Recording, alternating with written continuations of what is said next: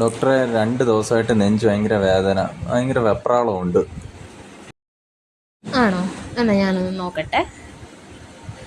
ശ്വാസം വലിച്ചു വിട്ടേ മേശേ. ശ്വാസം വലിച്ചു വിടൂ.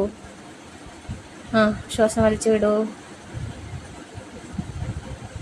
നന്നായിട്ട് ശ്വാസം വലിച്ചു വിട്ടേ. മേശേ, അപ്പോൾ നമ്മളെ ഒരു ECGയും ചെസ്റ്റ് എക്സ്റേ എഴുതിയിട്ടുണ്ട് കേട്ടോ.